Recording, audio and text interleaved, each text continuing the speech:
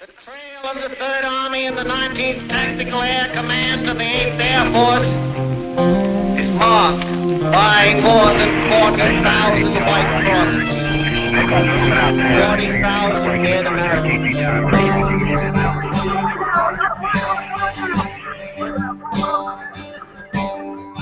We were young and soldiers called to dedicate our lives in the name of God and country. Do what's just for us, go do what's right. A hot band of brothers waiting on our chance to add one more page unto the victory dance.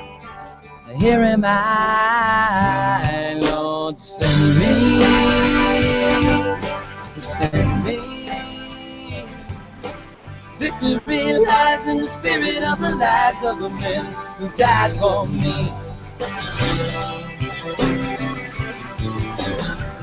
Then I heard the voice of the Lord saying, whom shall I send? And who will go for us? And I said, here am I. Send me.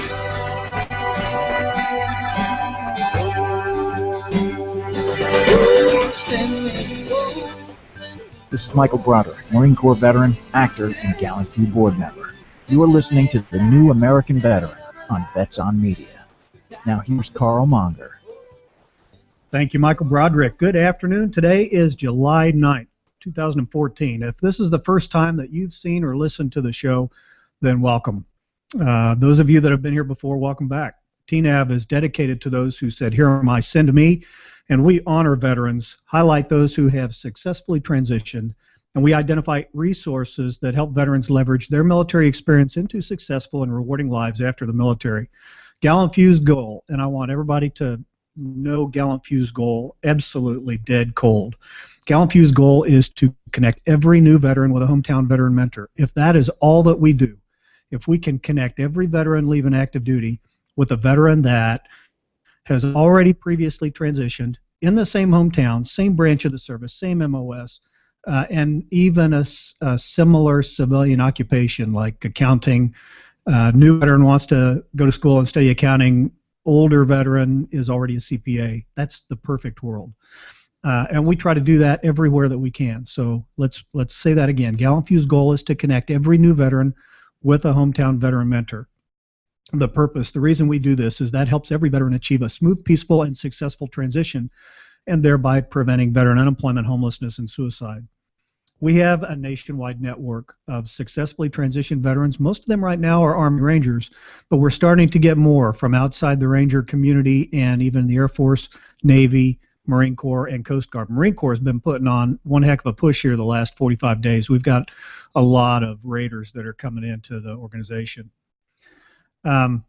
We also, it's almost as important, and it's something that if we could get this to an end goal, then we wouldn't have to do what we do right now.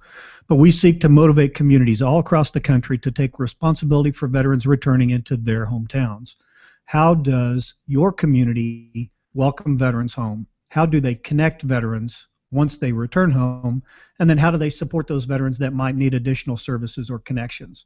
If your community, if your town, if your county does not have a plan, then they're failing. That's flat out it. Do they have a plan? Every community's plans is going to be different, but every community needs to have a plan. If you go to your county website or your city website, is there a link on there that says welcome home veterans, click here? I bet there isn't. Let's make that happen all across the country. Let's have intentional plans, intentional communities that are taking responsibility for and taking a leadership role in welcoming these veterans back home. It's not the federal government's job to take a steely-eyed killer and turn them into an accountant. That's not their job. We don't want to spend tax dollars doing that. Hometown communities, we can do that.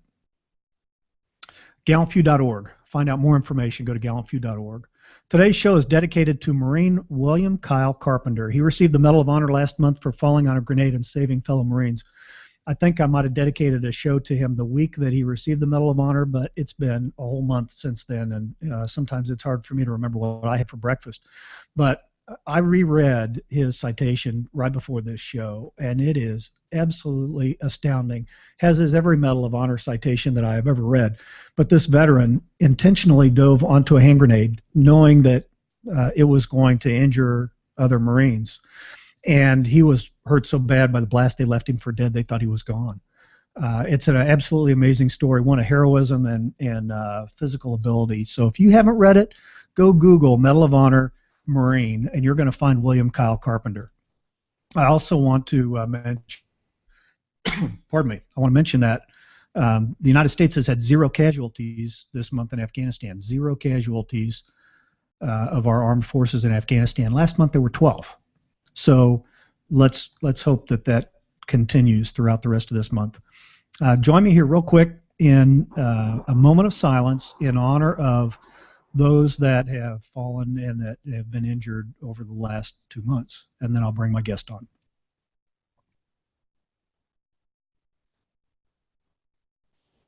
Hi, this is Matt Eversman. You're listening to Gallant Fuse, the New American Veteran, on Vets on Media.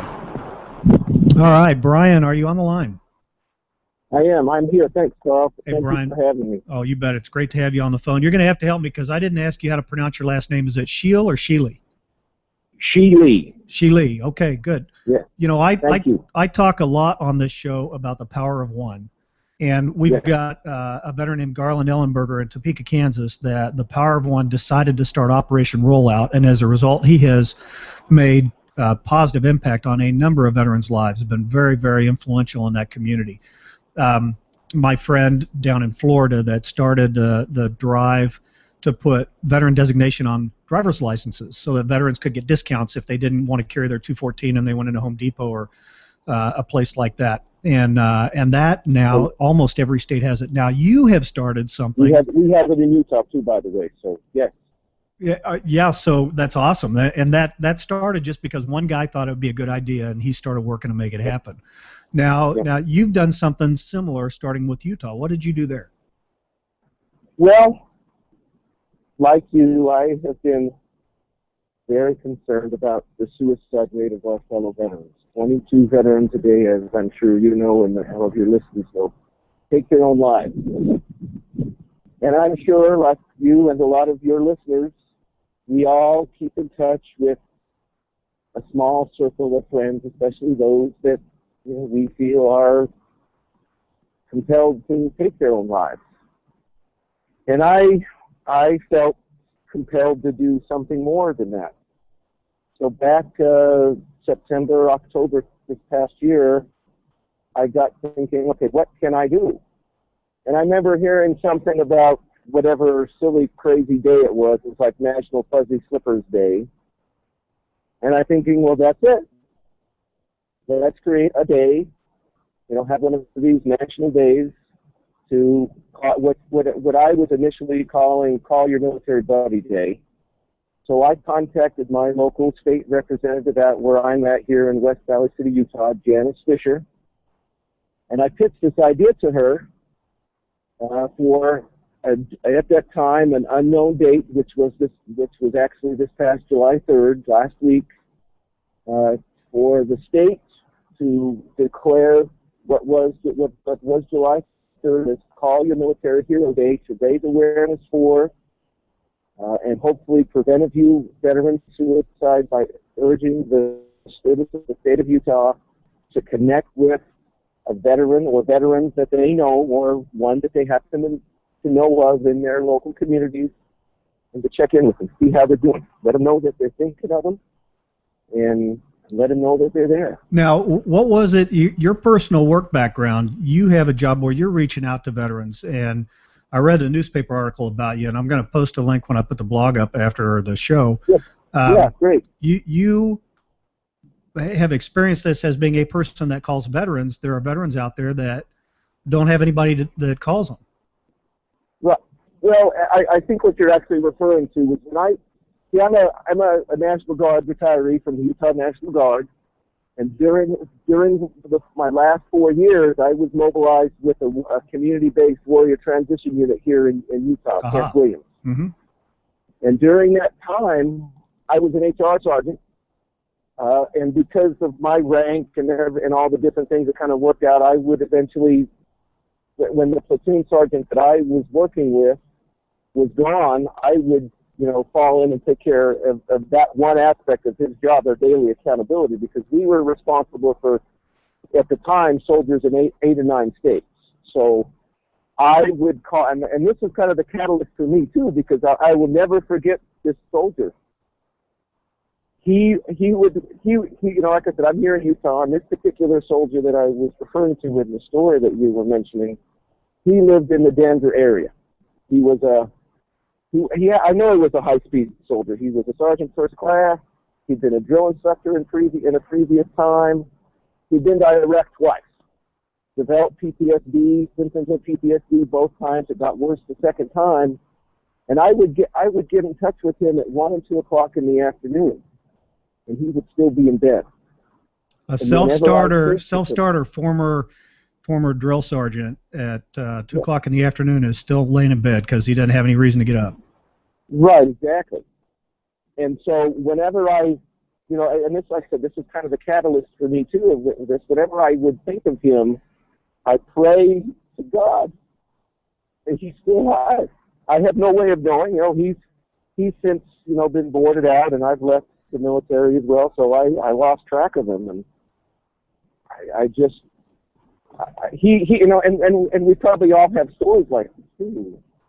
I pray that he's still alive. Yeah. So based on your experience then reaching out to him, you knew that number one, there's a lot of veterans out there that don't have anybody that calls them, but number two, that phone call to that veteran might be the only little lifeline that they get, and you can't measure the value of that. So, what was it that kind of in your head said, you know what, I'm going to go up to the governor, I'm going to get the governor to sign this designation as Call Your Military Hero Day?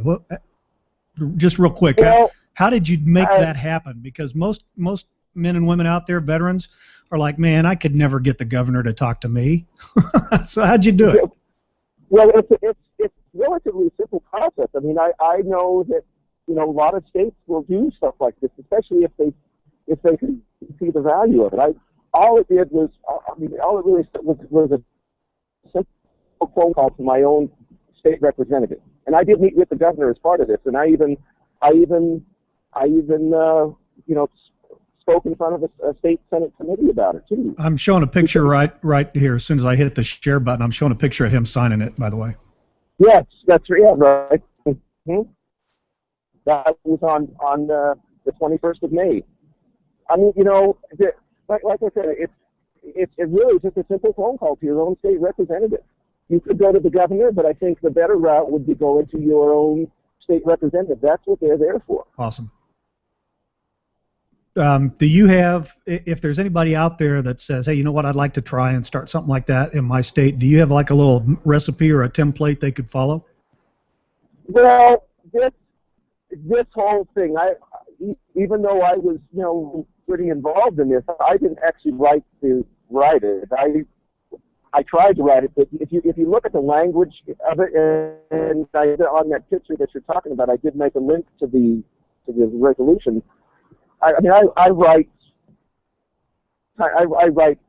more technical writing for a living, but to look at the language, it is difficult to write. Yeah, no, I'm not thinking so much how to actually write the thing. I'm thinking, who do you start? Who do you contact? What's the path when you go through? Because sure. You could take that Utah document and change Texas in place of Utah, and you'd be great. You bet. Any state. Yeah. And I would love to see this go more national and a national level. But really, I think the best route would be start by calling whoever your local representative is. That's how I did it. I happen to know the representative that I contacted. I went to high school with her son. She's been involved in politics in my area for 30 years or more, as I recall. So, a lot of states will have a link to, the members of their state legislative districts. Starts there. And if you're anything like Utah, they'll have a phone number and an address where you can call them or email them or write them. Excellent.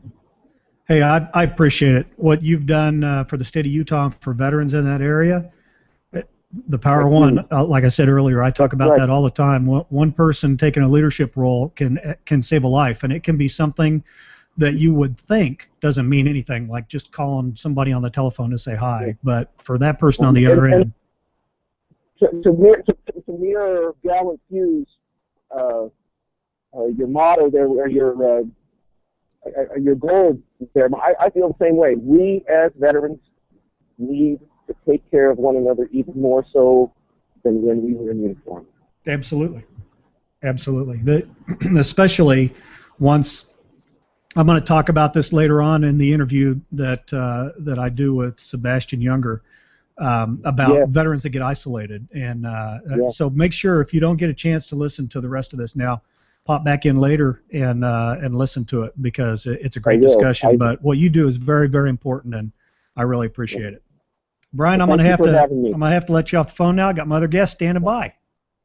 Thank you for having me. All right. Thank you. Have a good one. Yeah, bye-bye.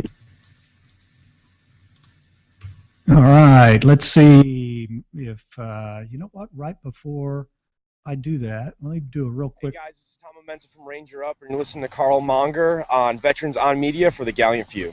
If I don't do that, I forget who I am and what I'm talking about. So, all right, Marty, I see your face down there. Did you unmute yourself? Yep, I think I'm good. Can you hear me? I sure can, yeah. See your smiling face right there. Are you a daddy yet? Not quite. We're in the 8th month, though. Oh, so you could have kept going around the world like Leo for another, 3 or 4 weeks? Yeah. Leo's undetermined distance and time frame, I think. That's really cool. So the last time that we talked, you were just finishing up and you were getting ready to head home. How many miles did you end up going? You put me on the spot right now, and I completely forgot the. I know it's more than 5,000 because that's what you capped out at. Yeah, it was around, I think, 5,400 straight line miles from Denver to where we ended up, right on the Italian-Slovenian border. But like actual miles traveled, it was around 7,500. Yeah, that is absolutely amazing. Planes, trains, and automobiles, huh? Yeah, and everything in between. It was I've never done anything like it before, and it was definitely an eye-opening experience in more than a few ways. Tell me real quick about the last couple of days, and you guys. And I think we talked about this before, but now I don't remember if we did it on air. So anyway, just bring us up to speed on the very end of the leg. Yeah, similar to how the trip started off extremely rough, the trip ended pretty rough as well. So basically, we got a train through the Swiss Alps from Zurich to Milan. And then from Milan, we got 2 Italian guys to give us a ride to Vicenza. And of course, we wanted to get to Vicenza because there's a huge network available there. Well, the guy that we had set up to come pick us up at this exit that we were being dropped off at outside of Vicenza, we're not sure what happened. There must have been some sort of miscommunication, but he never showed up.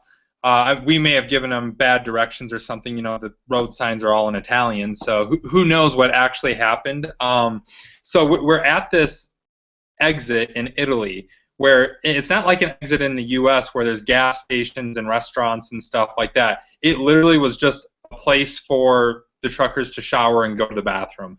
And where we were at was completely cut off. It was an island in between all the freeways, so that we couldn't even really walk out of there.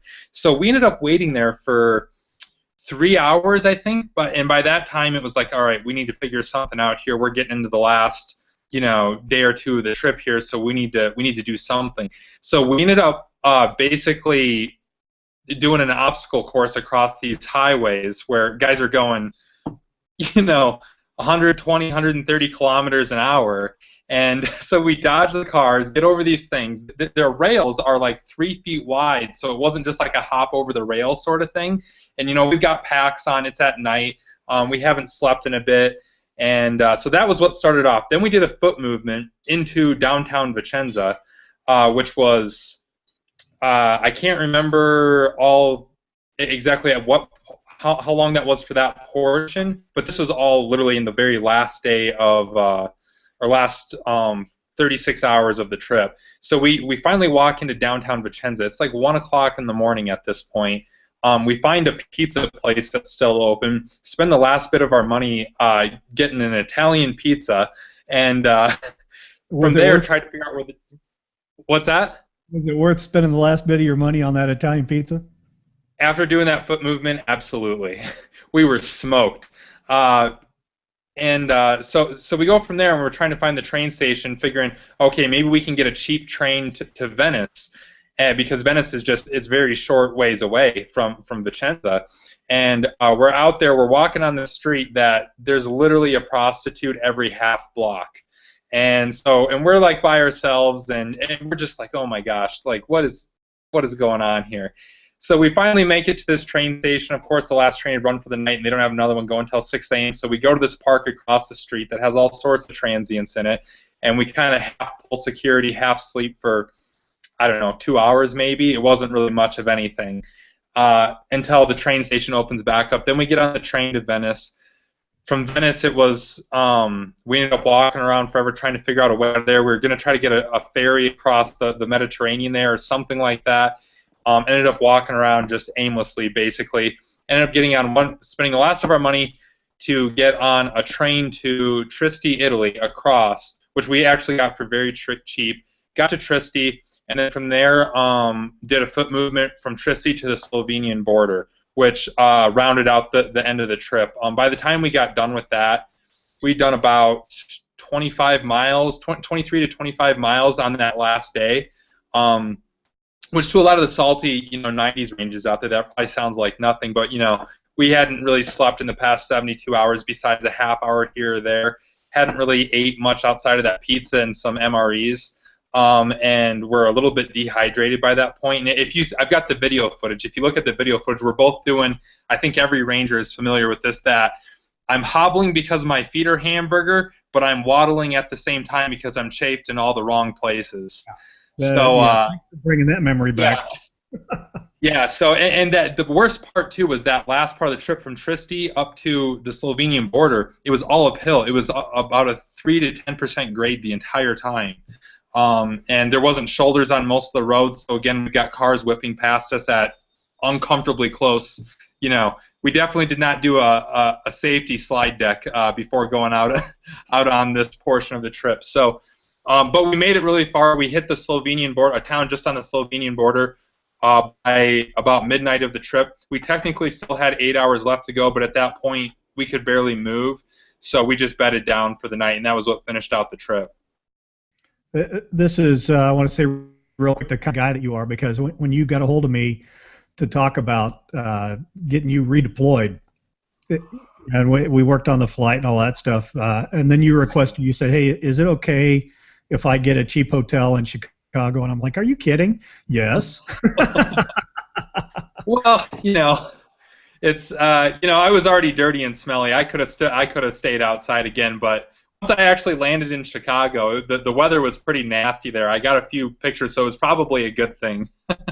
Yeah, and you needed to have a shower before your wife saw you again anyway. Yeah. I was just reviewing some of the footage we got on the trip with my wife last night as we're getting ready to put this documentary together, and she was kind of commenting about, wow, if I would have known you were doing this stuff, I would have never let you. I would have went and picked you up. Yeah, that's why you don't tell them everything, right? Yeah, it was very similar to deployments in that way. Well, that's funny. So how much did you guys end up raising total? Do you know? I think it was before the fundraising platforms took their cut and everything. I think actual money raised was close to $25,000. I think after the platforms took their cut and the travel back, I think we ended up pretty close to around 21,000, maybe 21, somewhere around there, if that sounds right. Yeah, I've got the total on the flat donations was just like $3 or $4 under 17,500, and the per mile pledges came out to be 5,700. So that's okay, what, so around 24. 22 then? 24.2. I haven't seen the one come in, the per mile pledge. I haven't seen that deposit yet, so I'm not sure what the cut is on that one. But Okay. the other one I'll have to came get through. them and see why that's taken so long. Well, that's an awesome deal, and that, you know, a nonprofit, you can't ask for anything better than somebody that says, "Hey, we're going to go do something for you. You don't have to do anything but help us share the word, and we're gonna, whatever we raise, we're going to send to you." That's one of the greatest gifts that anybody can do for a nonprofit. Well, and you know, the big thing, there are so many things that I think we can take away from this trip, but one of them, you know, outside of the money raised, and the monetary benefit to Gallant Few, I think one of the great things is we were able to talk to so many people about Gallant Few. We were able to get on local news stations and tell them about Gallant Few, and I think, I don't know if you've seen an uptick in emails or anything else like that, but I hope you have. Because we were able to talk to a lot of people, and the guys that helped us out along the way, you know, it was really great to be able to reconnect with some of those guys, and I think for some of the people that helped us out along the way, it had been a long time since they had talked to another ranger or another veteran, and I think it was mutually beneficial. Well, you were surprised by the way that they were hungry for that kind of interaction again, I think, from what you told me about one of them, and it definitely reinforces the concept that a veteran needs to have somebody else that they shared service with, that they can communicate with on a regular basis, because without that, your mind can work against you and all kinds of bad things can happen. Yeah, we actually, some of the cities we went through, kind of the common question we would ask when we were still in the United States was, does your city have a ranger breakfast set up?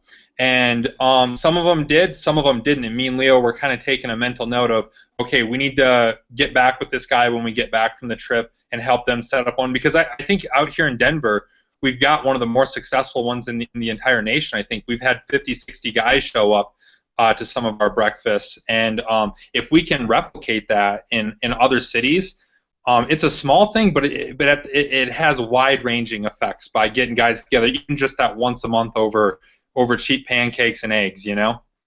Well, I went to the one in Atlanta the beginning of last month, and a ranger there is a realtor, another ranger is a retired 3-star general, and they start talking about things that potentially could turn into business for both of them. So it not only is a great way for you to get together, sit down, and tell war stories with other rangers, but there's real benefit professionally for associating with those folks. And then you get somebody that's in there that they're maybe not in the best way professionally or emotionally, and to be surrounded by individuals that used to challenge them, that can challenge them again, you can't put a price tag on that. Exactly, and that's, I mean, you just nailed it right on the head of why those breakfasts or get-togethers like that are so important. And yeah, that's one of the big themes I think me and Leo were both talking about a lot on the trip was, you know, use your network. We have a huge ranger network, we have a huge veteran network, period. And most guys out there, I know I'm this way, if you tell me that you're another ranger or another veteran that you serve, I'm going to do everything I possibly can to try and help you out. And there's been some people that have contacted me since finding out about us because of this trip that I'm already working on stuff with them, and it's just, you know, not all of us have been to college or we're in fraternities or whatever, but what we have through the veteran community is so much more powerful, in my opinion. It's stronger. I was in a great fraternity when I was in college, and you know, I thought the funny little hazing things that we had to go through was hard at the time. It's nothing. I'm absolutely nothing. Yeah. But it's, if you're a veteran, you understand it, and you can't explain it to somebody that's not a veteran. It's weird that way. Yeah, and I was just talking last night to one of the guys from the Article 15 clothing company. You've seen probably Matt Best's YouTube videos and stuff like that, and we were kind of talking about how, you know, if we're not going to help each other out as veteran business owners or in our respective career fields, you know, who else is? You might get a good Samaritan here and there that'll take you under their wing, but in large part it's on each of us to help each other out and to collectively raise, you know, the status of our community and collectively make each individual more successful based off of whatever we can offer. Well, and Marty, I'll tell you that based on the awareness that you guys have brought, plus some of the other things that we've been doing here recently, we're getting ready. By the end of this month, we'll hire the second full-time employee for Gallant Few. So That's awesome. there's that much demand that's coming in for veterans that need assistance and veterans that want to assist, and getting them processed and armed and equipped with the things that they need to successfully help is a huge part of what this person's going to be doing. Yeah, it's that was one of the things I brought up in one of our interviews on the trip was, even if you're a veteran that maybe doesn't need help, you have a moral obligation to go out there and help others. Then it's on your you still have a responsibility. Just because you may not be in a position where you need help, you need to be out there looking for guys that do need it.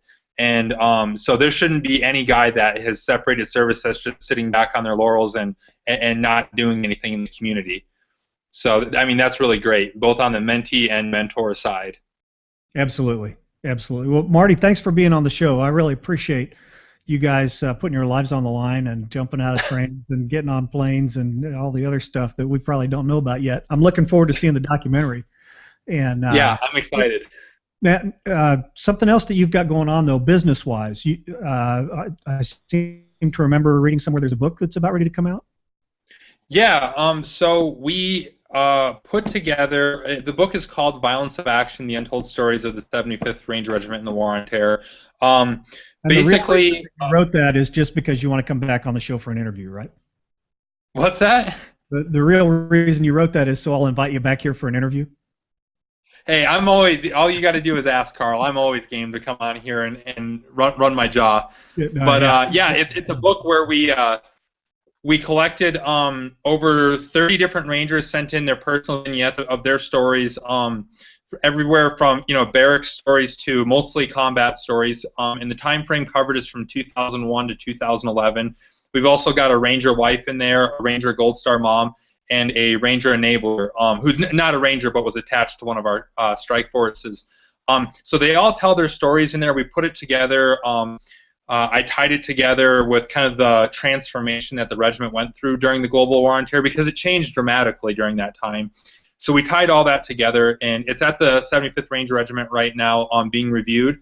And I'm kind of shooting for an August publish date. I want to get it out before my daughter arrives, but we'll see how that all goes, and we're laying the plans for it. And I think that everybody in the community is going to be really they'll be glad to see this book out there. I'm very proud of it. It became so much more than I ever expected when I first started the book. Well, I can't wait to get a copy of it and read it. And I don't know, what do you say to an author? You say break a leg to an actor. You say break a pen? So a keyboard? I don't know. Yeah, it was it was definitely was a lot of effort put into it. So I hope people see that, and I hope the Ranger community feels that we did right by them, because it's all of our stories. It's not just one person's. So. Yeah. Well, Marty, thank you. Appreciate you being on the show. Appreciate everything that you're doing, and look forward to coming out there one of these. I'll be out there in Denver at some point to come to a first Saturday breakfast. Yeah, do it. It's a great time. We'll make sure we pull out all the stops for you. You know what the Knotheads did in Atlanta? I bought everybody breakfast, and then they took up a collection. And when I walked outside to talk to a veteran, and I came back in, they gave me the money that basically paid for the breakfast. It was pretty fun. Yeah, that's the whole thing about our community is you can't do anything nice for anybody. They won't let you. Exactly. All right, Marty, thank you. You can stay on the line if you want. If you do, mute yourself. Okay. And I interviewed yesterday. I interviewed Sebastian Junger, and I first learned about Sebastian Junger when I read a book that he published 4 years ago called War, and it's an in-depth and personal account of a unit from the 101st Airborne that served in the Korengal Valley. And as a result of this book, there was a documentary, Restrepo, that came out. And if you haven't seen Restrepo, you need to track that guy down.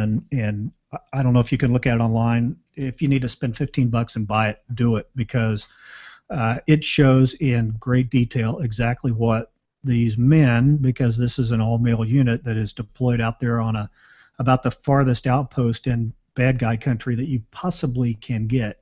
And you get an appreciation of of what they went through. And Sebastian and I talk about this, so I'm not going to go into much more detail about it now, but a couple of things for you to watch for besides the book War, Restrepo. Sebastian did a TED Talk a month or so ago that's titled Why Veterans Miss War. I'm going to put all the links for these in the blog. Well, I got some catching up to do because I was traveling last week. My daughter got married, youngest daughter got married, so congratulations to Michelle. There's also an NPR interview that's called What is Courage? And that's one of the topics of this new documentary Korengal that is coming out. It's playing, I think, now in New York and a couple other cities. There's a schedule, korengalthemovie.com/screenings has a schedule for where these viewings are taking place. And then I think I missed the one here in Dallas already, but I'm going to buy that DVD because I can't wait to watch it. Absolutely fascinating stuff. So here I'm going to play the interview, and then while he's talking, I'm going to go pop up some images that he sent to me that came from this deployment. My name is Carl Monger. I'm the executive director of Gallant Few, which is a nonprofit that helps veterans transition off active duty. We started with Ranger veterans here a little over 4 years ago, and now we work with veterans from every branch of the service. But so I was particularly interested when I read your book, War. Gosh, it's probably been, when did it come out, 2 years ago? It came out in 2010. 2010. Well, I read it when it came out, so I didn't realize it was 4 years ago. But yeah, a great piece. I know, it goes by, doesn't it? Amazing how it does. And a lot of the things that you wrote in there helped direct some of the things that we do with veterans transitioning in terms of lessons learned and the language and those kinds of things. But now you have a movie coming out. Yeah, it came out almost a month ago in New York, and it's been spreading around the country. It's going to 30 different markets. It's a follow-up. It's a companion film to Restrepo, which came out in 2010 as well. Restrepo was, and I mean, what a documentary! I watched that as well. Matter of fact, I have a copy of it, and very, very, very well done, and very, very meaningful. And do you want to talk real quick about Restrepo and then how it leads into the? Sure. Yeah. I mean, my colleague and I were Tim Hetherington and I were in the Korengal Valley with 2nd Platoon Battle Company for off and on for a year. We sort of alternated trips to cover more territory, and we shot an awful lot of footage, and we came back and made a film.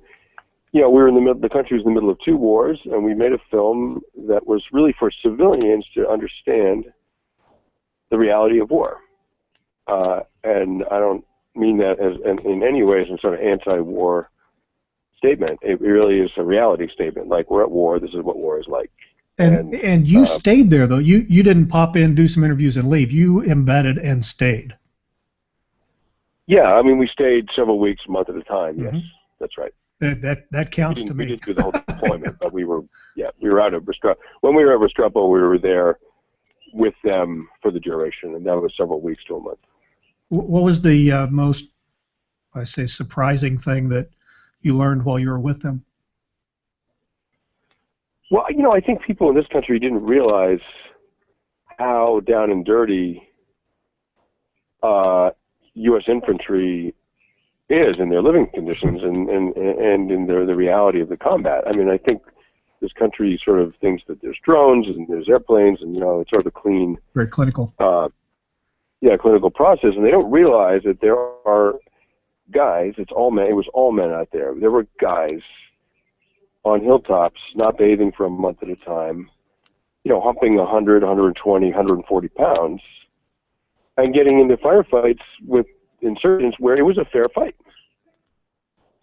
Like until the air power showed up, it was a fair fight. The enemy were tactically excellent, and I mean some of them were, and the guys had their hands full sometimes. Absolutely. And they were living the life of an infantryman as it existed in Vietnam and in World War II and World War I, all the way back. And this sort of this idea of sort of antiseptic warfare, I think gives people unrealistic expectations about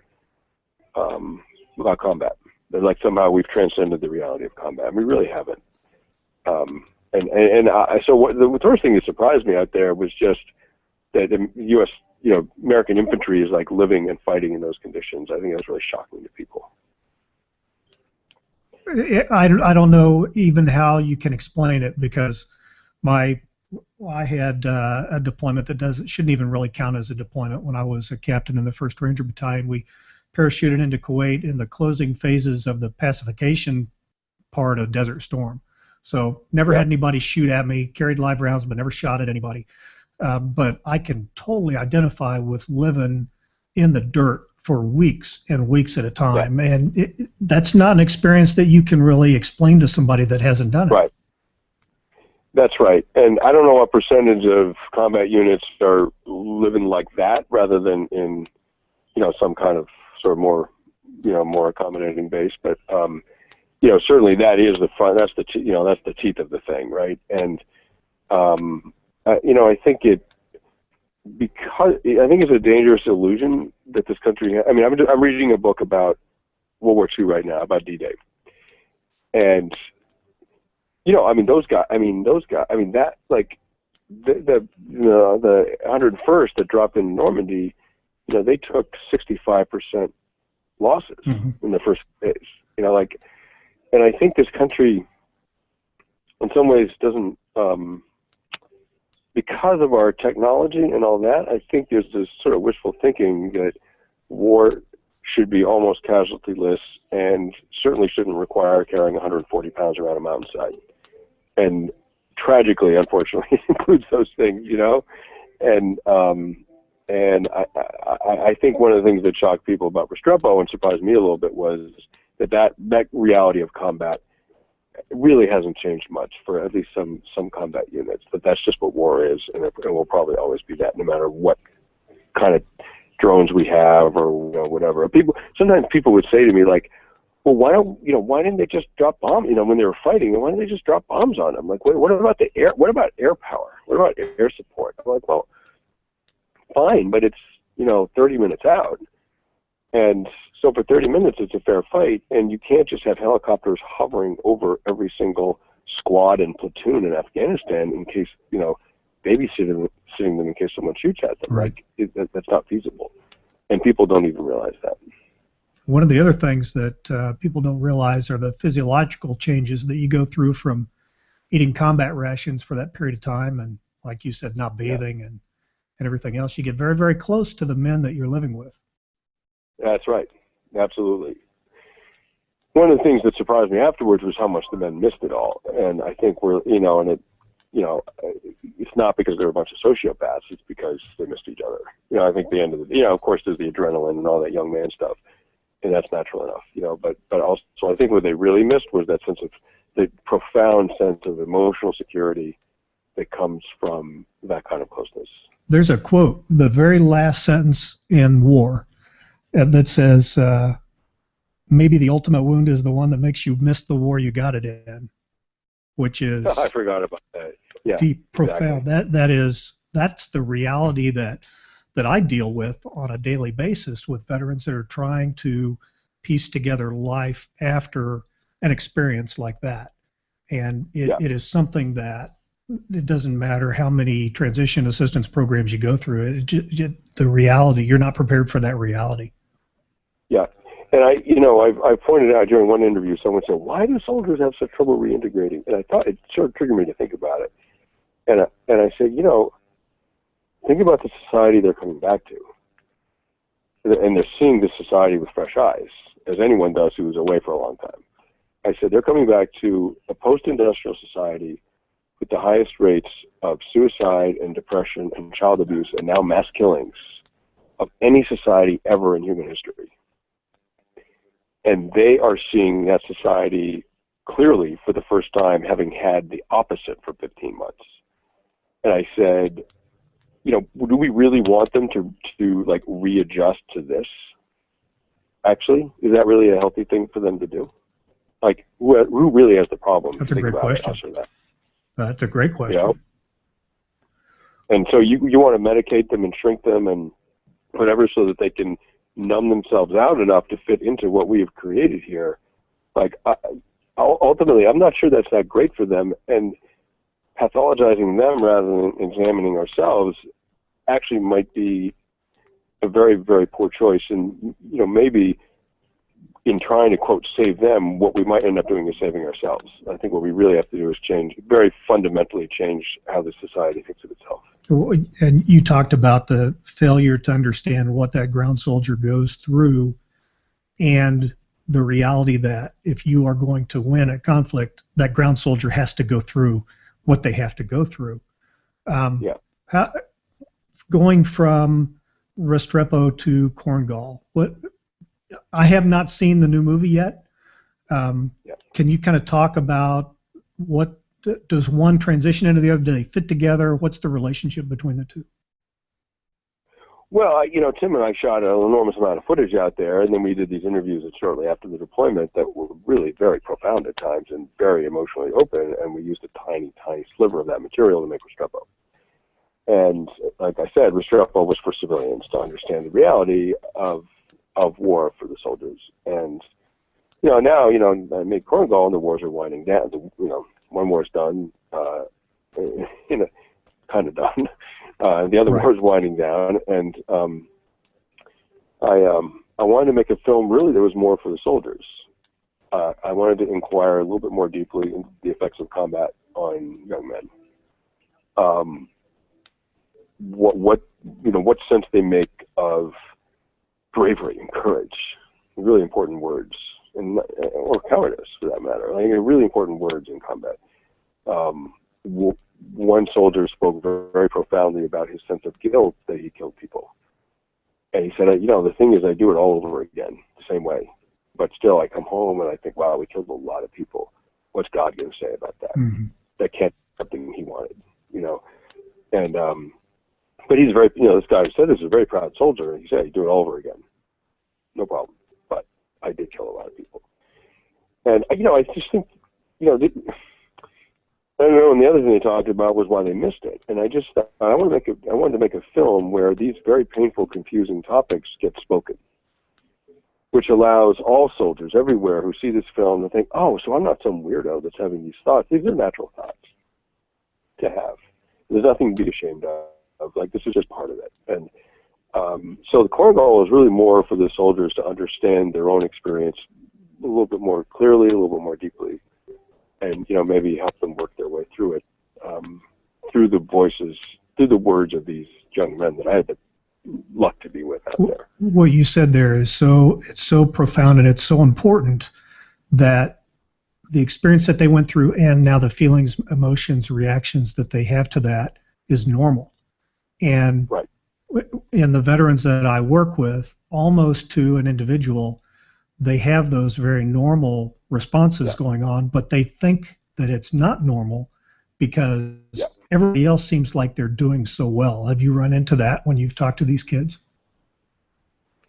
Yeah, I mean, you know, most of them, well, half of them are still in the Army, and I don't really see them much because they're off and far-flung, you know, whatever. But some of them stayed in pretty close touch to him. Brendan O'Byrne, in particular, was the author of that pretty extraordinary statement about God. You know, he's a guy who just recently said to me, I wish I could go back there. You know, it's like these contradictions are contained within the same people. You know, like, it's not like different soldiers have different reactions. Like, some soldiers contain all reactions, and it's really confusing to them. And he, you know, this guy Brendan is in a lot of pain, and he's doing a lot better now. But it was very confusing to him. And I mean, just as an example, I met a woman who, about my age, you know, and her father had just died, and he was in his 90s, and he was on a bomber crew in World War II. And as he was dying, in his last few days, he said, I need to talk to a minister, and I need my family around me because I have something to confess. And they gathered around him, and he said, I was on a bomber, you know, I was on a bomber crew in World War II and D-Day and all that. He said, and I kept telling myself, we only hit ammunition factories and, you know, military installations, blah, blah, blah. But in my heart, I know we killed a lot of civilians. And I've been trying to avoid acknowledging that my entire life. And it's weighed me down, and I've got to confess it. And on his deathbed, he got this off his chest. It took him 50 years, 60, no, more than that. Wow. Yeah, 70, whatever. My math isn't very good. 70 years to say it. And this is exactly what Brendan was saying. Like, I did my duty. It was a sucky thing we all had to do, but we killed people.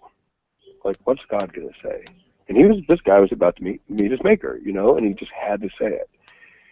So I think it's really common and sounds unpatriotic and all that shit, but that's baloney, It's just part of what war is. And one of the things I wanted to do with Korengal is make a film about what war really is. And I, politically I'm pretty liberal, but I'm not saying that in any way as an anti-war statement at all. Like, I think some wars have to be fought. I think Afghanistan was one of them. And so it really is about, like the reality of war, so that we can, when you shelter yourself from reality, you pay your whole life for that. And that's what this airman did. Well, that is, well, I'm glad that you said that, because whether you are, whatever political party you are, whatever your political leanings, whether or not you feel we should have gone into war or not gone into war, none of that matters. The fact is the soldiers are experiencing that, and they didn't choose to put themselves there. So, that's right. And you know what I run into when I do Q&As and stuff? I mean, I make a real point of saying, look, it's not the soldiers' war. This is a democracy, which means civilians tell the military what to do, not the other way around. The other way around is called the military dictatorship. But we live in a democracy, so the military follows our orders. And we, the civilian society in this country, and our elected officials, sent the military off to do a job. And they did that job with a bunch of 19, 20-year-olds. And those people signed up to follow our orders. It's not their war. It's our war. I get some pretty outraged reactions to that. I didn't support this war. It's not my war. I'm like, sorry, you live in a democracy. It makes it your war. And if you live in a military dictatorship, you can honestly say, I have no voice in government, so it's not my war. But you don't. You live in a democracy, so you own it. We all own it. And it's not their war. It's not the 20-year-olds' war. People hate that. I mean, it requires them to take some responsibility. Yeah, and it's like, it comes down to what it means to be part of a nation. Sorry, you might be against individual policies, but you're part of this nation, and this nation as a whole made a decision, and you're part of that. You can't have it both ways. And they hate that. And like I said, I'm liberal. I mean, these are all very liberal people who hate it, and I know how they think, and I'm like, sorry, this is the deal we got. Do they understand after a while? Are you able to get through? They do. I don't think they like it, but they understand it. I think most of them do. I mean, obviously, there's crazy people out there that don't want to understand some things, but for the most part, I think they just have never thought of it that way. Mm-hmm. Well, and I also say this. I'm like, look, if you think the Iraq War is about oil, you can't put a "No Blood for Oil" bumper sticker on your car. Your bike maybe, but not on your car. The car burns the oil. You think that sorry. You can't take the benefits of something while condemning it. Right. And they just, the right is full of shit in their own way, but the left is also full of shit. It's very funny, and it's very funny to sort of provoke those contradictions. Now, you started, when we started the interview, you were talking about where the movie is opening and where it's running. How many theaters is it in? How do you find out where it is? It's going to be in 30 markets, not cities necessarily, but 30 markets around the country initially, and maybe it'll expand or maybe not, depending on how it does. We're in the middle of finding that out right now. And there's a website, Korengal the movie, that lists all the cities. And I'll post that when I upload this. I'll make sure that that's included. Fantastic. Yeah. Thank you for what you've done in bringing the reality of what these soldiers go through.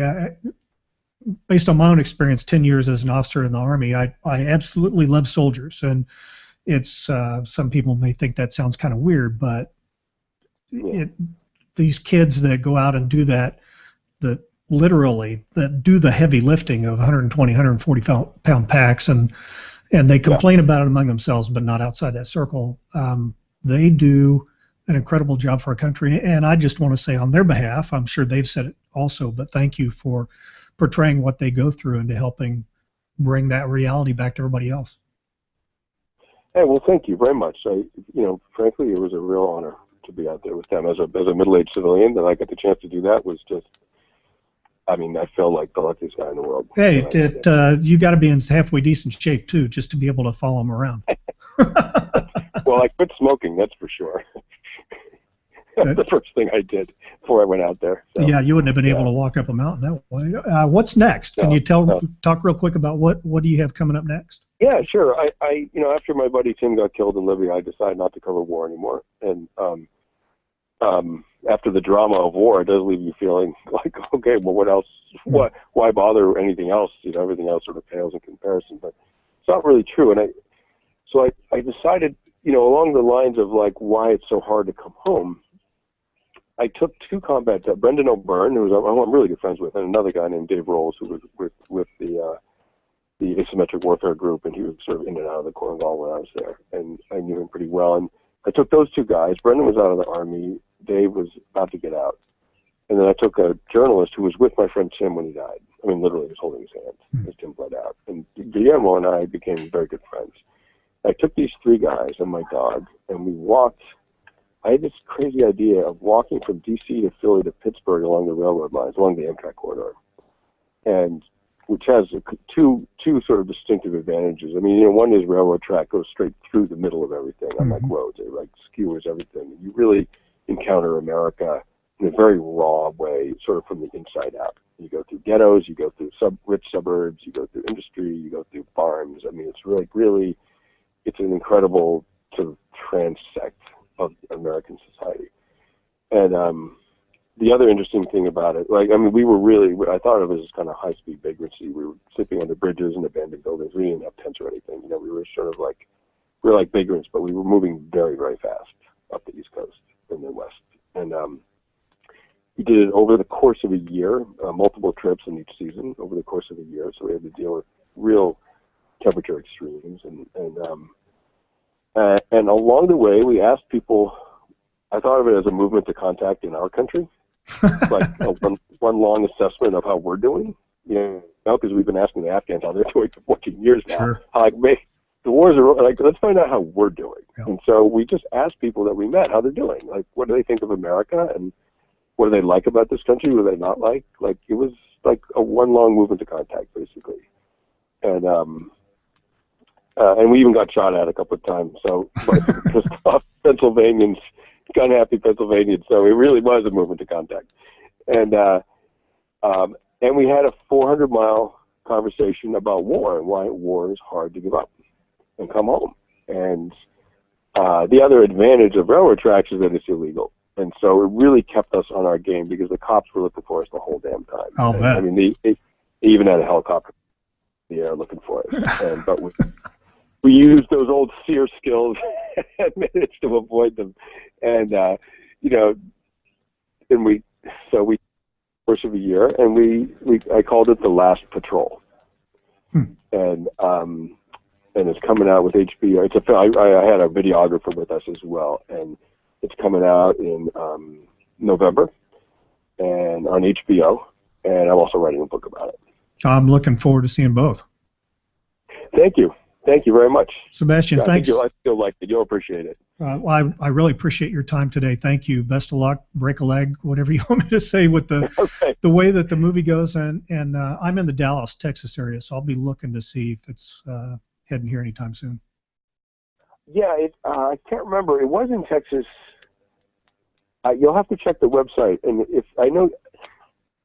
if it has come and gone through Dallas, call Kanani or email Kanani, and we can get you a video link or a screener or whatever. Wonderful, wonderful. Yeah, I just can't remember off the top of my head when it's hitting which cities. So just be in touch with me or with Kanani, and we'll get you set up. Sebastian, thank you so much. My pleasure. Okay, you just listened to the interview that I had yesterday with Sebastian Junger. It was a privilege to interview him. He's doing some great work bringing the reality of what's on the ground back home so Americans can see that.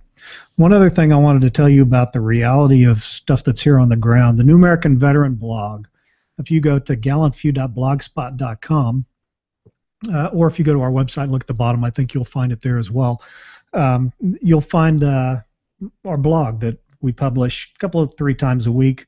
And I have some guest bloggers. I've got a couple of Rangers, a Marine, I've got a caregiver spouse. And the caregiver spouse wrote a blog post yesterday that I just published here a couple hours ago. And it's called Falling in the VA Rabbit Hole. And, you would think with all of the publicity that's going on right now with the VA that they would be working overtime to try and take care of those who give them a reason to have a job. And when you read that blog post, you're going to not be very happy. Hopefully it will motivate you to find out what's going on in your community and how veterans are being treated there, because it needs to change here. And we're working on that. So remember a message from the beginning of the show. Communities need to take responsibilities. Communities need to take responsibility for transitioning veterans back into their community. What's the plan? What's your plan? What's the plan with the VA? How do you overcome the isolation that I talked about, the feelings the soldiers have thinking it's only them that we talked about with Sebastian? I close the show every week with playing a taps, and I have to have a kind of a hokey little disclaimer at the end, because otherwise Google thinks that I'm stealing something that's really open and free source. But remember, one of the things about Gallant Few that's very unique is that Gallant Few is everywhere, because Gallant Few is where you are.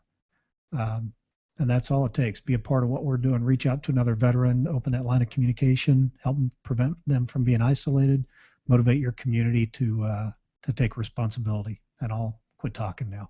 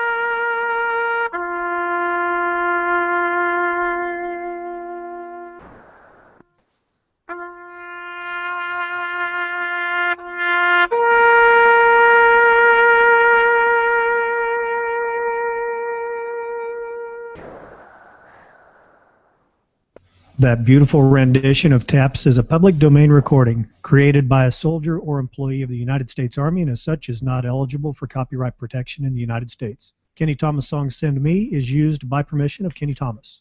All other work or recording is original work or used by permission. This has been a presentation of Gallant Few's The New American Veteran on the Vets on Media Global Network.